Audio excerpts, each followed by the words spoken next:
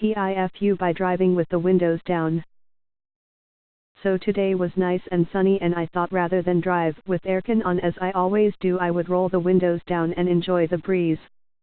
I am driving along minding my own business, driving past the local green whilst two children played tennis. One child hit the ball to the other, who proceeded to miss the ball. It bounced onto the road.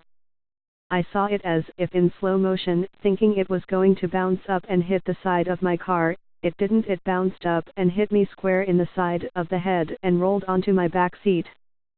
Cue me narrowly avoiding hitting another car on the corner, a very apologetic child and a girlfriend in absolute laughing hysterics at the sight of me getting nailed in the face by an errant tennis ball. The girl got her ball back and I drove off with only minor damage to my pride. Lesson learned: outside is painful, always keep the windows up. TLDR, opening your car windows to feel the breeze gets you hit in the face with an unexpected tennis ball. TIFU by hurting my cat's feelings. My boyfriend and I adopted a stray cat from a shelter about 6 months ago. He has some emotional problems, likely from a previously abusive living situation. I have a very set routine on workday mornings. Alarm goes off, I get up, I shower, I come out, I hug and snuggle our cat in between getting dressed. At any other point of the day, he is much calmer about attention, but in the morning it's cuddle time. 2 days ago my alarm went off and little Vladimir just looked at my phone blearily. I told him to go back to sleep and I would see him in a few minutes. I get out of the shower and he is still so sleepy. He just looks at me with half-closed eyes, all curled up and comfy. I figure the poor thing needs more sleep, so I get dressed and leave quietly with just an "I love you" as I walk out the door. Upon my return home that evening, my boyfriend, who has been home with our little boy, spins this tale of woe of a small cat who was cranky, moody and sad the whole day. Vladimir thought I was rejecting him because I didn't give him the cuddles and snuggles in the morning like I always do. I gave him big hugs that night and apologized and told him how much I love him and how glad I am that he is ours. I vowed never to let another morning pass without a full amount of love for this sweet little kitty. TLDR, I failed to realize the consequences of skipping hug time and had a sad cat. Edit cat tags. TIFU by preparing for my boyfriend to give me anal. About a week ago, I was on this incredible romantic vacation with my boyfriend. After drinking wine on the beach all day, we decide to return to the hotel room. I hint to him that I packed some lube and I'm ready to get down and dirty. So I go to rinse off and freshen up. I try to poo but can't, so just say screw it and hop in the shower. I wash and rinse everything off and decide to give the bunghole one final rinse. I bend over, hands on my ankles, ass up facing the shower head. Here comes the fuck up. I guess I was backed up enough not to be able to poo naturally, but the jet stream functioned like an enema, forcing me to just shit all over the shower. We're at this 5-star resort with my boyfriend ready for action in the room. I just start kicking shit into the drain, forcing it down, trying not to gag.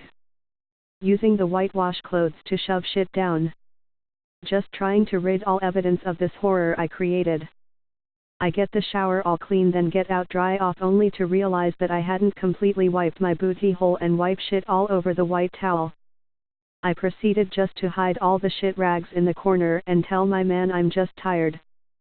Happy I released the kraken in the shower rather than his face, but fuck, I'm so sorry, cleaning ladies. TLDR, tried to rinse off and get fresh for anal, ended up blowing shit all over the resort shower.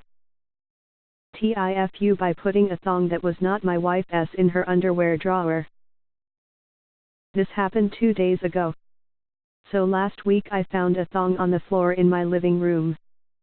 Smelled it like the animal I am was clean and put it in my wife's underwear drawer. 2 days ago in the evening, my wife is getting ready to go take a bath when she comes down 2 minutes later asking me, where the hell does this thong come from? Huh. I found it on the floor, surely it felt from the laundry basket? It was clean, so I put it in your drawer. What, it's not yours? Angrily she answers, it's not hers. You just want me to believe it just appeared on the floor? I tell her, what the hell am I supposed to say? She goes back upstairs really angry at me. So last week my wife was out of town for work and a female friend of mine came take a beer with me. I sent her a picture of the thong asking if it hers. It is. We were both a bit confused as to how it ended in my living room. We came to the conclusion maybe it got stuck at whatever she was wearing that night by static electricity while it was in the dryer. Now the real fuck up. My wife is in the bed. I go tell her that my friend was here last week to take a beer. Just text her and the thong is hers. The only explanation we managed to find is that it was stuck by static at her clothes. You want me to believe that? That makes no sense. Jesus Christ, I don't even believe my explanation myself. I tell her to believe what she wants. I don't fucking know how the thong appeared in my living room, that I don't have anything to redeem myself. I take some clothes and go sleep at my parents' home. The next morning she calls me. She tells me that she decided to believe in my stupid story because the thong was indeed clean and it's logical that I'd put it in her drawer. And if I was cheating on her, I'd be fucking stupid to put my mistress' panties in her drawer. Asked me to come home and we laughed a lot after that.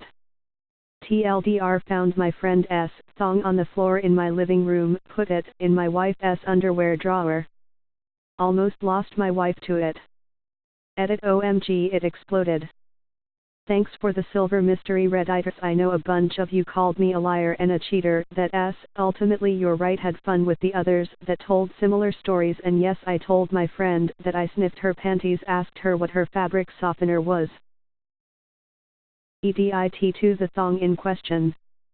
Edit 3, wow, thanks for the gold. I answered to a bunch of you, but I'll not be able to keep up. There's too many comments. I hope you guys have a nice day. EDIT4, addressing some comments. No, I don't think my friend did it on purpose to have my wife divorce me so she can have me all for herself. Yes, I have the right to see other women and have a drink with them. My wife also has the right to see other men and have a drink with them. Finally, my friend's fabric softener is fleecy. TIFU, by trusting an ancient Chinese woman. I'm currently hiding in the bathroom typing this in real time. Some relevant facts about me. I am a 17-year-old girl. I often get paid gigs to accompany violinists in performances. I am very white, pale skin, blue eyes, and absolutely no tolerance for spice of any sort. And finally, I come from a religious background, one where no one, not even adults, drinks wine or beer. About a week ago, I received a frantic call of a woman whose nephew was getting married. The woman, Mrs. Chong, had a 6-year-old daughter named Alex who was going to play a violin piece for the crowd at her big cousin's wedding. The wedding was very large, very expensive, and very Chinese. I played the song with Alex without a hitch, and Mrs. Chong invited me to stay for dinner. For some context, I was literally the only white person in a 400 Asian seat. I was also the only fork user in a crowd room of only chopsticks.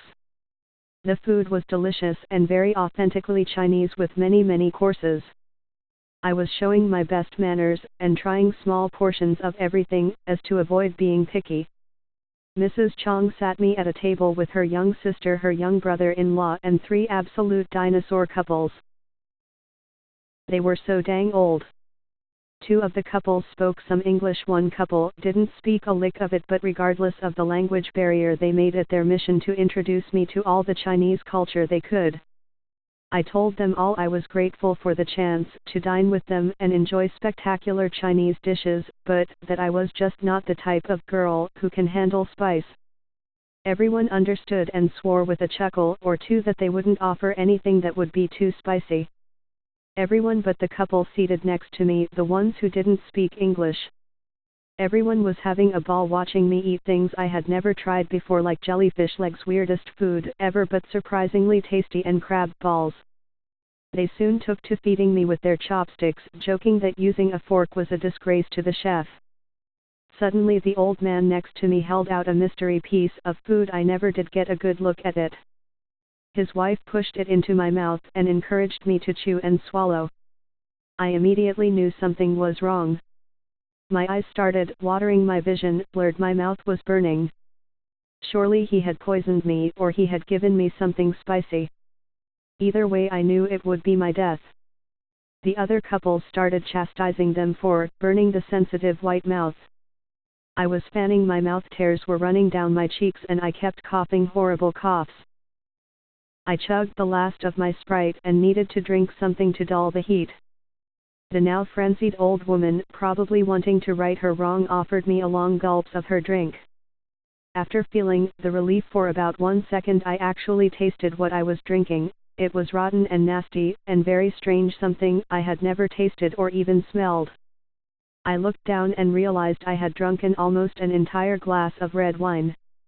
The coughing turned to gagging, and I spit the wine in my mouth onto the tablecloth and my skirt. By now I had made a commotion, and many eyes were on me. Completely embarrassed, I made my escape to the bathroom, where I washed out my mouth and tried to get the red stain out of my skirt. And the bathroom is where I will stay until I stop blushing, at least. But hey, congrats to the bride and groom, and yay for getting to experience some Chinese culture.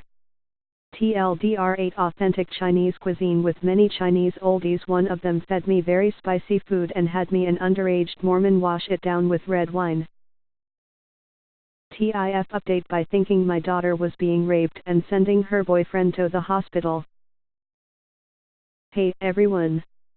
This happened a few weeks ago, but I haven't had time and just wanted to make sure everything had settled down before updating. Original post: the original post, I left out some details that caused a lot of confusion, so I will clear those up now.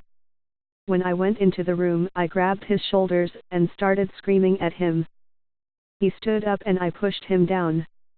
I went over to my daughter to make sure she was okay, and she was screaming that it was a fetish. Her boyfriend was unconscious and we sat there trying to wake him up. He woke up and was conscious but was shocked/confused. He was wearing his jeans with his wiener out while they were having sex and was also shirtless, so I wrapped a blanket around him to cover his genitals and upper body and helped him into the car. In the car, he zipped himself up and I gave him my sweater to wear.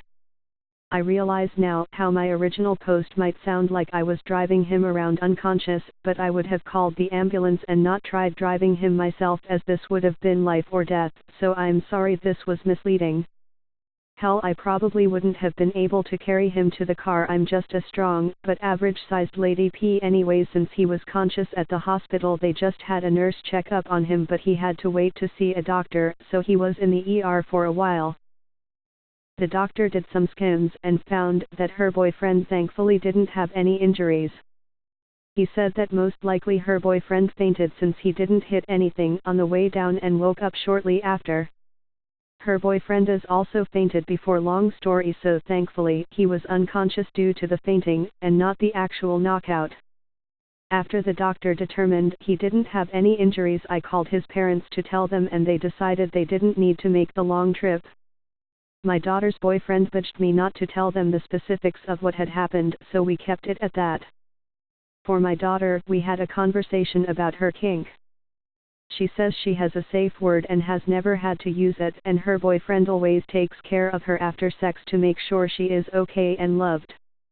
I told her that I didn't want her to be afraid to have sex at home, because it's a safe place and I don't want her to feel bad over this. I installed a lock on her door as a little I'm sorry gift. I think this is something I should have done a while ago to give her some privacy, and I'm glad I've got that covered now. I also vowed to never have any surprise visits again. For her boyfriend, I got him a card, some chocolate, and I paid for him to have a night at an Airbnb with her so they could have a private night together. TLDR, everything worked out in the end. Boyfriend wasn't hurt and daughter has a lock on her door now.